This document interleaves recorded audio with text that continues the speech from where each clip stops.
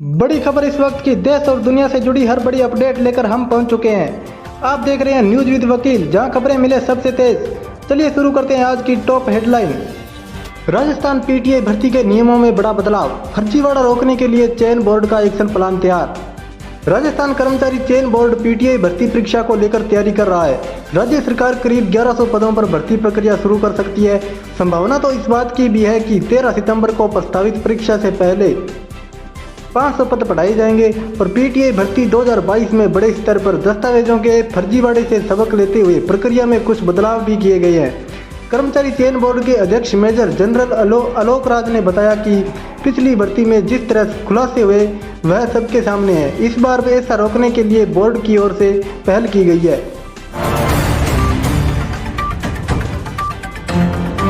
मरुद्रा में आग उगल रहा सूरज, 45 डिग्री सेल्सियस के पार पहुंचा पारा, कछुओं के लिए गिल्ली मिट्टी बनी सहारा। राजस्थान के कई जिलों में सूरज की तपिश और गर्म हवाओं के कारण पारा 45 डिग्री सेल्सियस के आंकड़े को पार कर चुका है। दोपहर के समय चलने वाले लू के थेपड़ों ने आम जनजीवन को पूरी तरह से अस्त व्यस्त कर दिया है और चिलचिलाती धूप के कारण दोपहर में लोग घरों से निकलने से बच रहे हैं, जिससे बाजारों और मुख्य सड़कों पर कर्फ्यू जैसा सन्नाटा दिख रहा है। गर्मी से बचने के लिए लोग बेहद जरूरी काम होने पर ही बाहर निकल रहे हैं, अन्यथा अधिकांश आबादी घरों में ही कैद रहने की मजबूर है।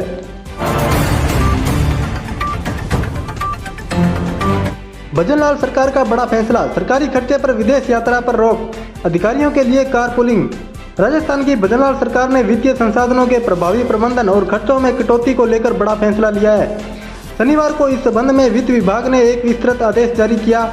सरकार ने सरकारी खर्चे पर विदेश यात्रा, पेट्रोल डीजल से चलने वाली सभी सरकारी गाड़ियों को चरणबद्ध तरीके से इलेक्ट्रिक वाहनों में बदलने का फैसला लिया है। इसके अलावा मुख्यमंत्री, मंत्री और अन्य वरिष्ठ अधिकारियों को अनावश्यक वाहनों के उपयोग कम करने की सलाह दी गई है।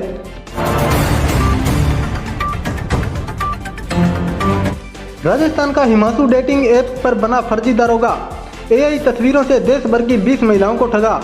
अहमदाबाद क्राइम ब्रांच ने 27 साल के एक ऐसे व्यक्ति को गिरफ्तार किया है जिसने डेटिंग और मैट्रिमोनियल साइट के जरिए कई महिलाओं को ठगी का शिकार बनाया। आरोप पर पैसे ऐंठने और शारीरिक शोषण का आरोप है। उसने महिलाओं को जाल में फंसाने के लिए खुद को गुजरात पुलिस का सब इंस्पेक्टर बताया। फर्जी पहचान को साबित करने के लिए एआई से बनी फोटो का भी इस्तेमाल किया और मुंबई, अहमदाबाद, उदयपुर से लेकर भोपाल तक उसने 20 युवतियों और महिलाओं को निशाना बनाया। उदयपुर राजस्थान के रहने वाले हिमांशु उर्फ रॉकी पांचाल को गिरफ्तार कर लिया है। क्राइम ब्रांच ने बताया कि रॉकी अहमदाबाद के साबरमती इलाके में रह रहा था। उसके खिलाफ नवरंगपुरा और नरोडा पुलिस स्टेशनों में शिकायतें दर्ज हुई थी।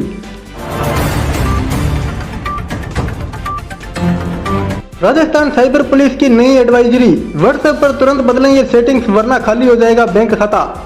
आज के डिजिटल दौर में व्हाट्सएप हमारी जिंदगी का एक बेहद जरूरी हिस्सा बन चुका है, लेकिन इसी के साथ व्हाट्सएप पर डिजिटल फ्रॉड और हैकिंग का खतरा भी तेजी से बढ़ रहा है। इसे देखते हुए राजस्थान पुलिस की साइबर क्राइम ब्रांच ने आम नागरिकों को ठगी से बचाने के लिए एक बेहद जरूरी और महत्वपूर्ण एडवाइजरी जारी की है।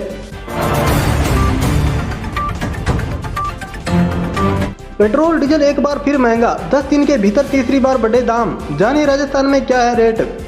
देश भर में शनिवार 23 मई सुबह पेट्रोल और डीजल के दामों में बढ़ोतरी हुई है। राजधानी जयपुर में पेट्रोल 93 पैसे प्रति लीटर और डीजल 92 पैसे प्रति लीटर महंगा हुआ है। पेट्रोल 109.87 रुपये और डीजल 95.09 रुपये प्रति लीटर तक पहुंच गया है। इससे पहले भी मंगलवार 19 मई को जयपुर में पेट्रोल 94 पैसे और डीजल 91 पैसे प्रति लीटर महंगा हुआ। वहीं पिछले शुक्रवार 15 मई को 3.25 रुपये प्रति लीटर और पेट्रोल और 3.02 रुपये प्रति लीटर डीजल के दाम बढ़े थे।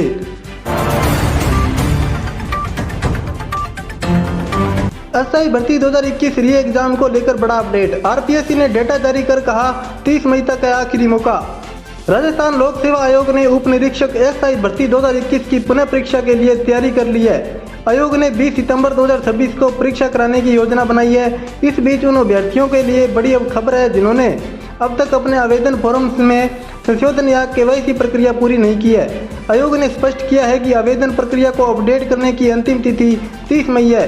यदि आप इस तारीख तक फॉर्म में अनिवार्य सुधार और सहमति दर्ज नहीं करते हैं तो आपका आवेदन स्वतः निरस्त माना जाएगा।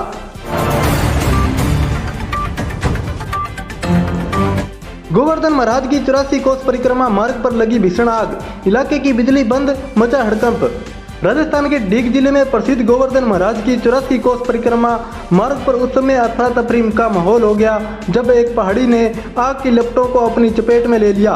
कामा क्षेत्र के कलावटा गांव में स्थित ऐतिहासिक और धार्मिक महत्व की व्योमासुर गुफा के पास लगी इस आग ने स्थानीय लोगों और श्रद्धालुओं की चिंता बढ़ा दी है। अब बॉर्डर भी होंगे स्मार्ट, घुसपैठ रोकने का प्लान बनाने 25 मई को बीकानेर आएंगे अमित शाह। राजस्थान से सटी भारत पाकिस्तान अंतर्राष्ट्रीय सीमा को अब पूरी तरह स्मार्ट बनाने की तैयारी तेज हो गई है। देश की सीमा सुरक्षा को और मजबूत करने तथा घुसपैठ पर पूरी तरह लगाम लगाने के लिए केंद्रीय गृह मंत्री अमित शाह आगामी 25 और 26 मई को बीकानेर के महत्वपूर्ण दौरे पर आ रहे हैं। रणनीतिक दृष्टि से बेहद अहम माने जा रहे इस दौरे के दौरान सीमा सुरक्षा की आधुनिक तकनीकों पर बड़ा मंथन होगा। केंद्रीय कानून मंत्री अर्जुन राम मेघवाल ने गृह मंत्री के इस प्रस्तावित दौरे को देश की सुरक्षा के लिहाज से बेहद खास बताया है।